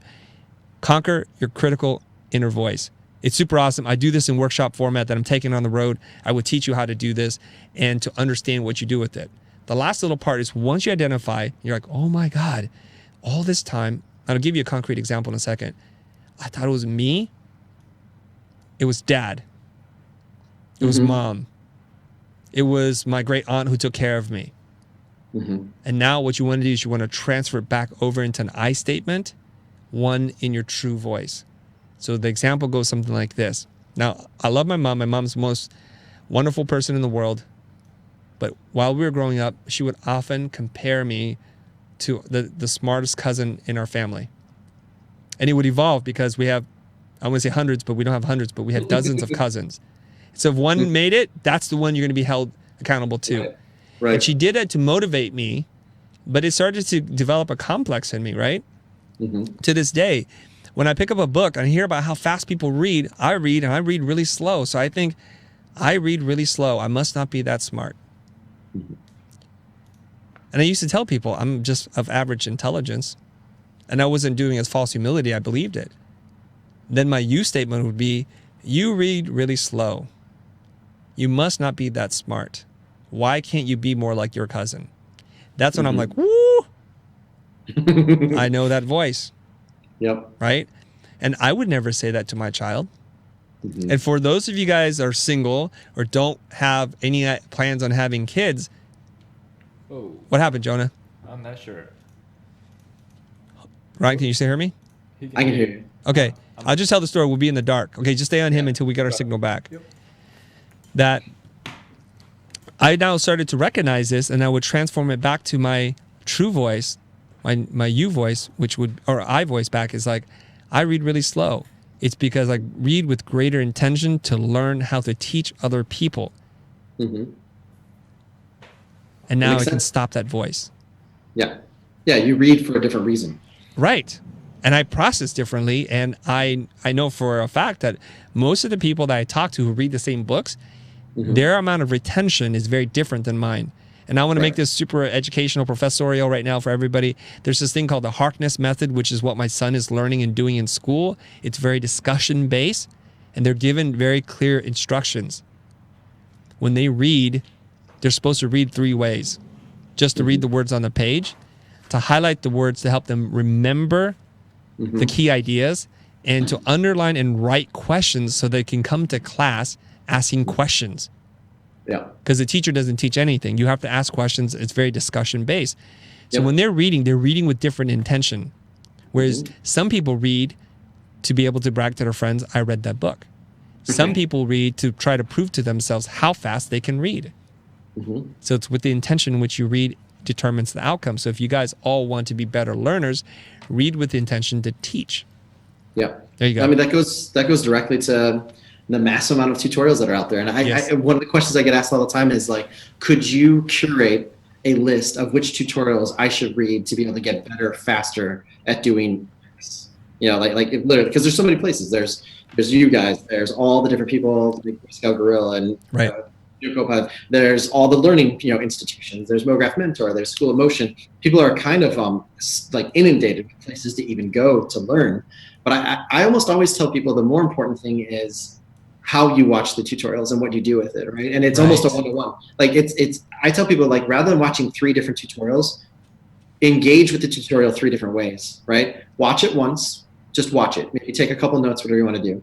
Do the tutorial, like actually do it, right? And compare it, like watch it, follow along, do it, and try to go and teach someone else the same thing. So if you're at a studio, teach someone else. If you're at, someone that that's in your mastermind group, show them this and ask them to do it and ask them to ask questions. But over the course of doing those 3 things, you'll have mastery over that tutorial so much more than if you just do this like collector's mentality of like, all right, I watched that and I watched that and I watched that and I watched that. And people get, I think that's why people talk about burnout sometimes, is that there's this massive amount of stuff coming at them to learn and to buy and to collect to a certain degree.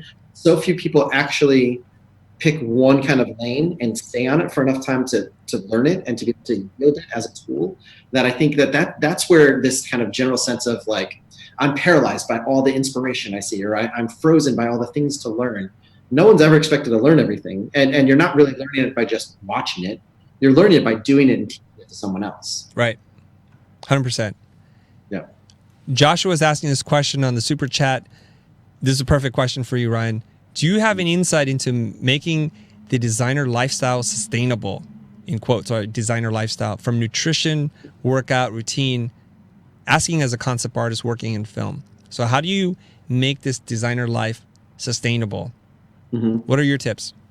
I think we all struggle with this. We all go through it.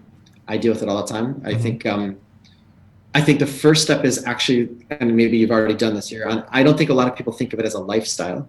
And I'm not saying it's like, I want to be design famous or MoGraph famous, whatever that fleeting thing is. I mean more like, all right, you're going to accept that your life is probably different than some of your friends. You are an artist, right? You probably are a little more curious. You're probably obsessive about certain things in the way your friends aren't necessarily are. You probably, if you're a concept artist in film, I can guarantee you right now, you don't watch a single bit of entertainment the way your friends do. You watch it, your brain takes screenshots without realizing it. You want to go back, you want to analyze it. You're going to go and find out who made it, read a behind the scenes about the film, when your friends are like, stop talking about it. I just want to go and see the next thing. Like, just give me the next episode.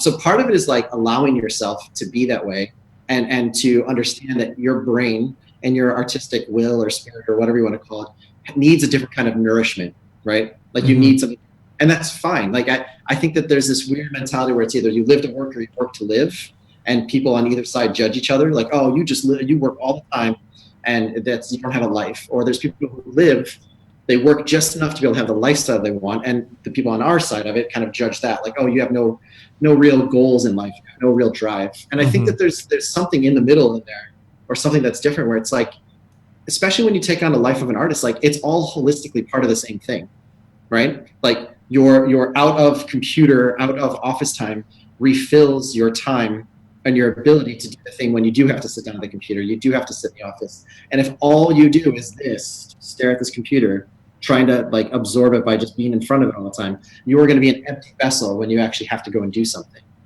So I think that stuff is, like holistically, you have to have a full life.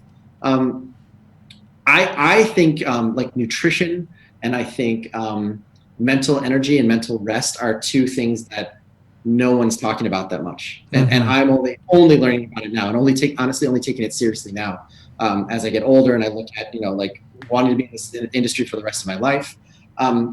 It's kind of amazing that I think as the world starts getting more creative, because those are the kinds of jobs that are going to last versus shut your brain off and physically do something, we're also at the same time starting to see a huge interest in things like meditation, much more balanced lifestyle in terms of what you eat and how you work out. Because I think what the truism behind that is that to be truly creative, you have to have all that stuff in alignment, right? Like I honestly believe that as there's going to be less truck drivers and there's less people working in factories and less people working at the Amazon warehouses, and more people start to think like, wow, how do I do this other thing that I used to think was not capable for me? Part of the way that they're going to be able to have a creative lifestyle or a design lifestyle is that it's everything tied together, right? Like it's super true that if you don't track the nutrients you're bringing into your body, your memory falls apart. Your ability to focus completely diminishes.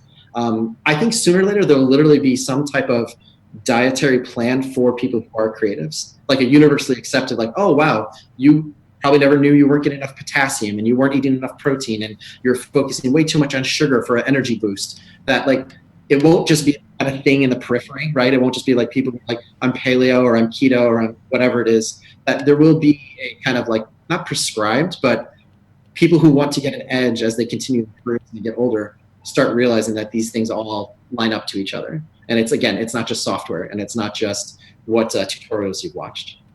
Right. I have some additional thoughts on this, if I may chime in here. Yeah. I want to say this, that your whole body, your mind, your spirit, and your creativity are all linked together. So you may be able to run purely on sheer willpower for a while, but if you don't take care of your body, and your body is your physical form and what you feed it, because food is literally medicine or poison depending on what you consume. So you need to be able to take good care of your health, and to exercise. Now, I'm saying this as a late bloomer that I wasn't into, I guess into my late 30s that I started to exercise, because before then I thought of myself as one who was not unathletic, and that the bodies that you see on TV are unattainable except for the genetically gifted. But I started to exercise slowly, and I started to reshape my body, and I found that it gave me all kinds of energy. And I thought that was a lie that fit people tell unfit people. Oh, you're going to love it. You're going to have so much more energy, right? You know what I'm talking about. They're like, woo! Yeah. Right? Yeah. But there's something that's true about it. You are a perfectly formed being, this perfect machine. If you just take decent care of it. I'm not talking about being in the gym 7 days a week. I'm talking about putting in a couple of hours a week. That's really all it takes to be healthier. Because when you're healthier, you're more likely to take the stairs. You're more likely to go for a walk or ride a bicycle. So when you're in a new town, and I'm speaking from personal experience here, I'm not judging anybody. I used to go straight to the hotel, whip out a magazine, and read Computer Digests or Apple Times or whatever, Macworld, right? And all the cinematography today, whatever it is. That's all I would do. I was just nourishing the brain, but not taking care of the body. When I started to become healthier physically, well, then I didn't want to eat the garbage that I used to eat. And literally, this is what I used to do, Ryan. I used to go at least twice a week to a fast food place. Wiener Schnitzel, Jack in the Box, Kentucky Fried Chicken. I would order whatever I wanted to order. And of course, when you eat all that greasy food, you want something acidic to break it down because it didn't feel right. So of course, I'm going to have the Coke. Not Diet Coke, full up Coke. And because I'm such a value head, I want the big size because it's only 10 cents more.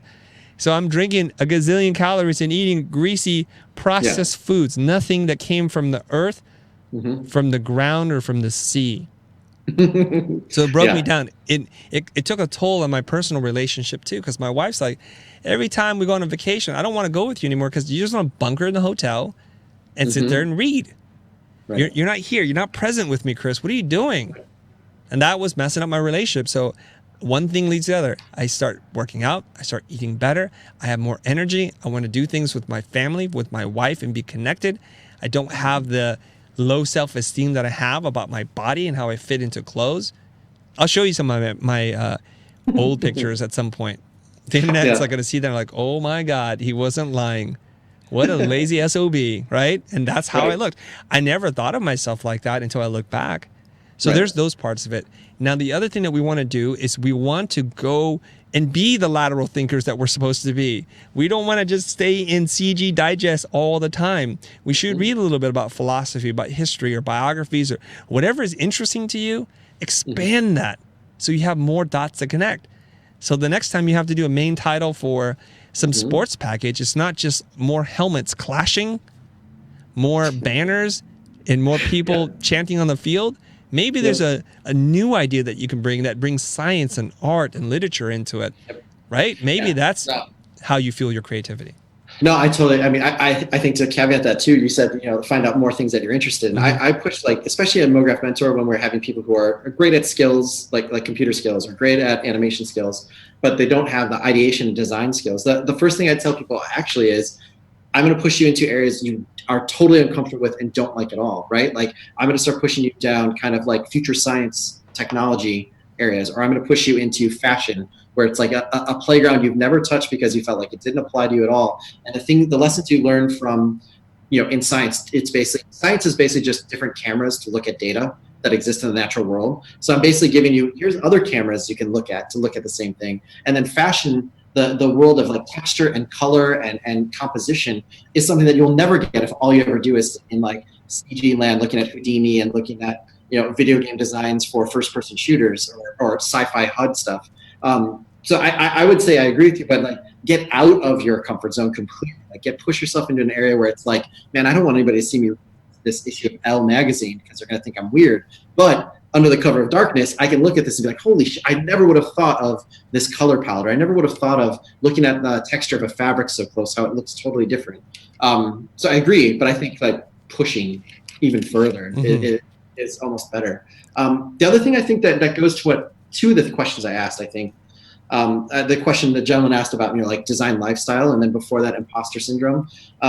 Where you went was super deep and incredibly helpful, but like, I can't play in that playground as well as you can. But one thing I do think that is addressable, maybe a little bit more quickly, is just having like a day-to-day awareness of yourself, right? Like, it is amazing in a design lifestyle in terms of nutrition and health, like how easy it is to shock how bad the food is you're eating just by tracking on your phone. Like I hate the word diary because I think it has like a negative connotation for most people in the industry. Like, I'm not going to keep a diary, but if you just switch that word to journal and you actually just keep, like, I literally have like my wallet is half like notebook and half sketchbook. And if you literally just keep track, like just an awareness of what you generate, right? What you take in and what you generate out, like write down what you read, write down what you saw, write down what tutorial you watched. And after 2 weeks, you realize like, oh my God, I've actually been spending my time, 70% of it watching Twitch streams of people playing League of Legends. maybe I could take 30% of that and apply it to something else. Like being able to understand like what you said, like, oh my God, I've been taking 4 times the amount of calories a human male should be taking day to day because I eat two meals at fast food and I drink 3 things of Mountain Dew. And you realize like, maybe I should cut back in that. That just general awareness of yourself and your surroundings and how you interact with them as a designer, I think is a good first step to realizing like, there are different ways I could be doing this. There are different things I could be doing. Now let me figure out where I can fill in those boxes or where I can take some things away and put something that may be more healthy into it.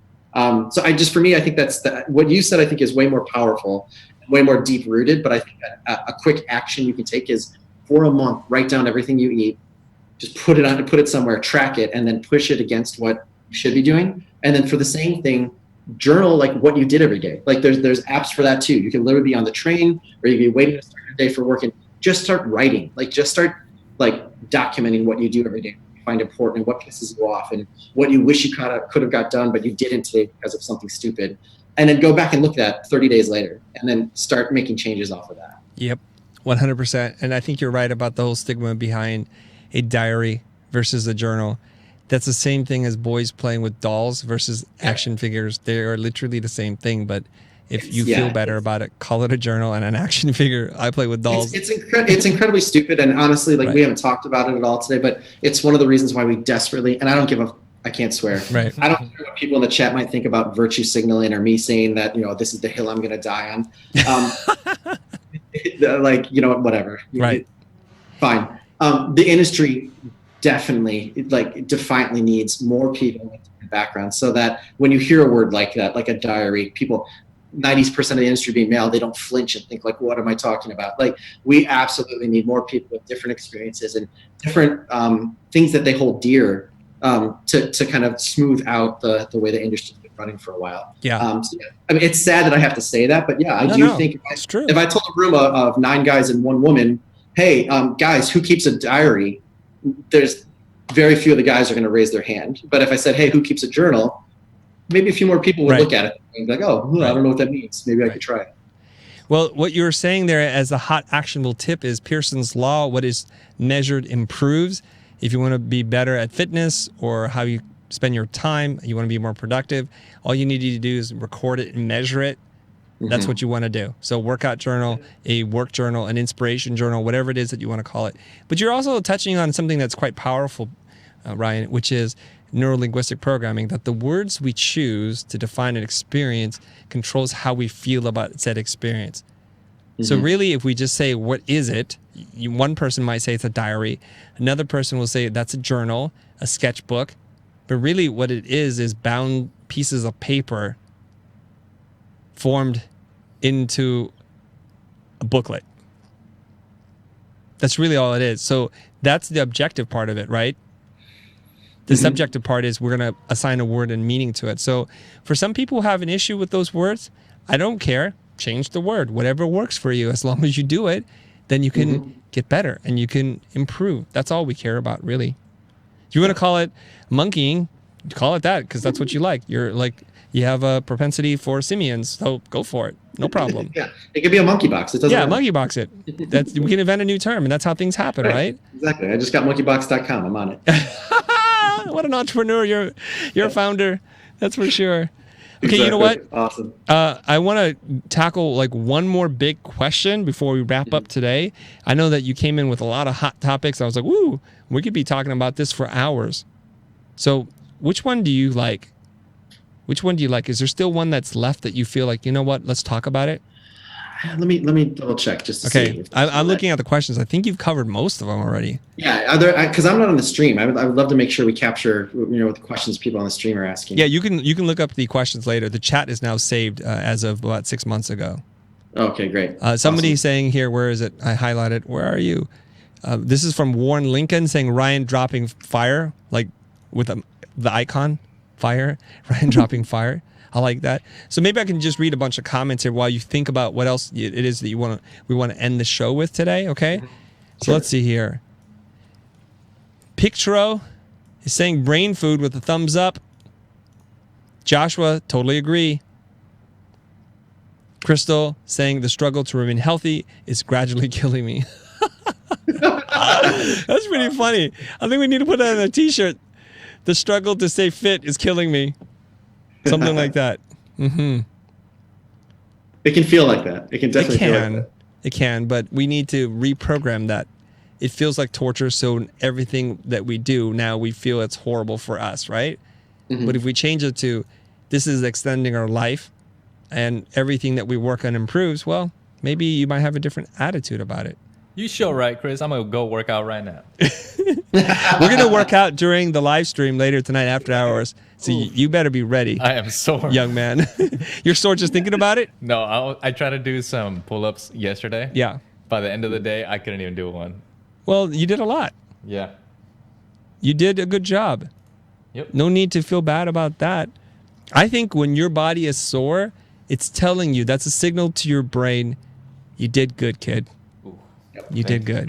Thank you, buddy. I think that's what imposter syndrome is, actually, to be honest. Really? I know, sometimes when I say it, I think people think I'm making light of it, but I honestly think imposter syndrome is not much more than your, whatever word you want to use. I haven't found a one to qualify it, but like what your artistic spirit or your will that got you into this game in the first place, that's just your body saying, hey, it's time to catch up, right? Like if I flip through Instagram, I'm like, oh, that's cool. And I see two more things that are cool. And I'm like, oh wait, everybody's doing this. Wait, that looks better than what I can do. Oh, I wish I could do that.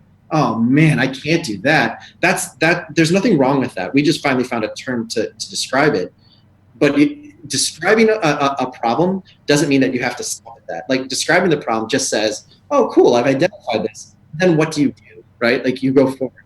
And I think imposter syndrome is just like this byproduct of everybody seeing everybody's best version of themselves. Mm-hmm.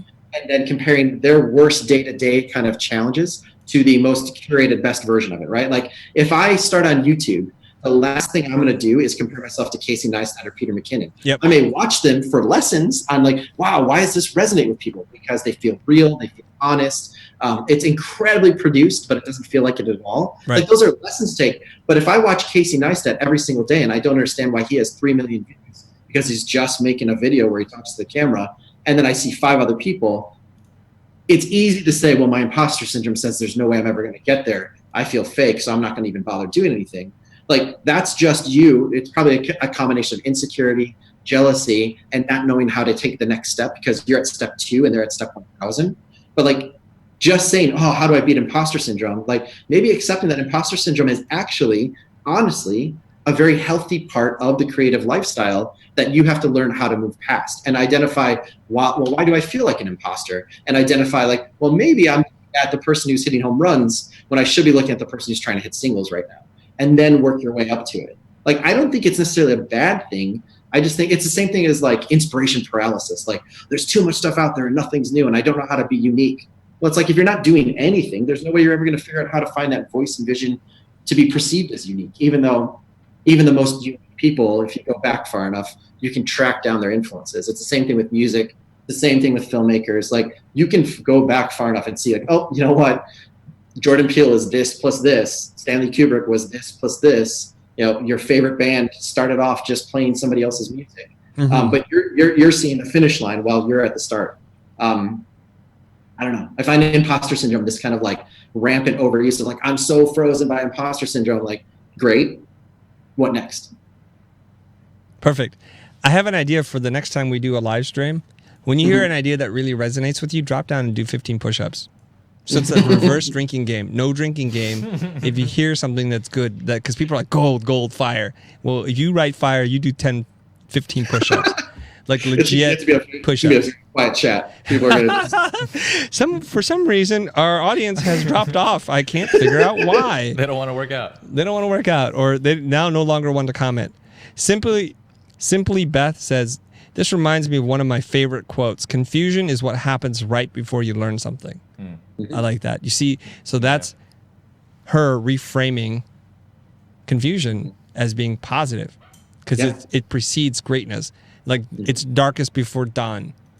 Yeah, we get that. Every Pixar movie. If you study John Lasseter, Ed Catmull for all of their inequities, if you ever read about how a Pixar movie gets made, for 2 years straight, people think they've got it. They do all the work. They get it up on reels. They show the film to an audience for the first time, and everybody's like, "Oh, none of this works. Right. And every single one of the films, 2 to 3 years into it, they basically have to scrap everything, right, put it into parts, rebuild it from scratch. Like, wow, we thought it was this hard. It really was just this one thing. No one loves Woody because he's a jerk. If we make him less of a jerk, all of a sudden he's a hero. But it's again, like you said, it's that you could succumb to imposter syndrome. You could just say, well, I'm confused and this doesn't make sense. Or you can take the next step forward. Right. Now, what I want to do is to tell people why Ryan and I are talking. It's not just because we're two old salty dudes talking about stuff. Maybe that's part of the reason. But the idea behind having this conversation is because you're in-house as a really super busy creative director at a hot shop, digital kitchen. I'm far removed from that, so we're bringing two different perspectives. We don't agree on everything, obviously, but there's lots that we've been thinking about, and it's nice to have a dance partner at the party.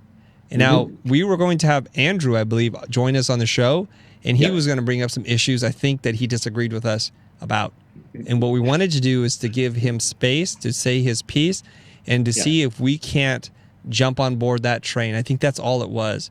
Right. So what we want to do is to say this, guys, if you enjoyed this episode, and if you didn't enjoy it, especially if you want to pick a bone with Ryan, especially less with me, if you want to pick a bone with him, we'd love to have you on the show. Yep. We're fair-minded people, fairly open to what it is that we want to hear. Maybe prove that we're wrong. I'm open to that. I can hear a good argument, and my feelings aren't easily hurt. So we would invite you to do that. So if you like this episode, you guys, let us know. And if you especially don't like this episode, speak your mind, articulate your idea in the comments below. Tell us why you disagree or what you really think we should be talking about. And if you sound smart and well thought out arguments, I want to bring you on the show. And you can join us, and we're going to be fair with you. And all the world can witness if we're beating you up, if we're cutting you off, or not giving you your fair say. We'd like to do that because I think, and I'm starting to say this a lot more now, to think means you run the risk of offending somebody. And obviously, Ryan and I, we like to think because we offend a whole bunch of people, right? Because if you just go along with what everybody is saying and thinking, you're not really thinking anymore. You're just adopting someone else's standard, and that's fine. Okay. Well, yeah, and there's a lot of uncharted territory out there, right? Yep. Like, I think that's honestly the thing I get a lot of heat for sometimes. Is like, how can you say this because no one's ever done this before and this hasn't happened yet? And it's like, but you could be the first one. There's a lot of other industries that happened, and then two people stood forward and did something else has done, and then they blazed a path and showed people opportunity, showed people that there's an audience, showed people that there's potential people that will pay for what you have to offer. Just because something hasn't happened before doesn't mean that it can't happen going forward. So yeah, I'm excited to talk to people and hear people call us out, hear people challenge us, hear people agree. Like, the only way things move forward, and God knows this industry needs to move forward, is for everybody to start talking, start sharing, start questioning. So I agree. The human history is full of people who decided maybe it could be better, maybe it could be different, and then we move as a culture and society.